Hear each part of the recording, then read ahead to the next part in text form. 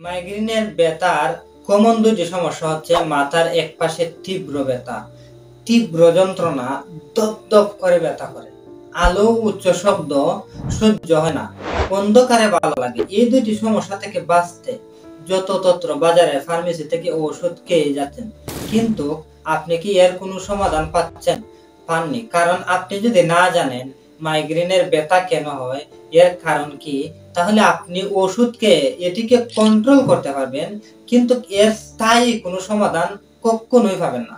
2 মিনিটে আপনার সাথে শেয়ার করছি মাইগ্রেনের ব্যথা কেন হয়, এর কারণ কি। মাইগ্রেনের ব্যথার নির্দিষ্ট কোনো কারণ স্বাস্থ্য বিশেষজ্ঞরা এখনো খুঁজে পায়নি, তবে এর 7টি কারণ উল্লেখ করা হয়েছে। নাম্বার 1, মানসিক চাপ, দুশ্চিন্তা, টেনশন বা উদ্বেগ মাইগ্রেনের ব্যথাকে বাড়িয়ে দিতে পারে।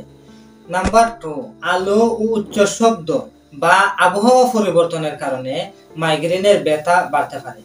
নাম্বার 3, চকলেট, আইসক্রিম, ক্যাফিন ইত্যাদি বা ধূমপান, মদ পান মাইগ্রেনের ব্যথাকে বাড়িয়ে দিতে পারে। নাম্বার 4, বিশেষ করে মহিলাদের ক্ষেত্রে মাসিকের সময় হরমোন পরিবর্তনের কারণে মাইগ্রেনের তীব্রতা বা ব্যথা বাড়তে পারে। নাম্বার 5, পর্যাপ্ত পরিমাণ না ঘুমানো বা ঘুমের সময়সূচি অনিয়মিত হওয়ার কারণে মাইগ্রেনের ব্যথা বাড়তে পারে। নাম্বার 6, শরীরে পর্যাপ্ত পরিমাণ পানি না থাকা বা খাবার দাবার টাইম মতো না খাওয়া মাইগ্রেনের ব্যথাকে বাড়িয়ে দিতে পারে।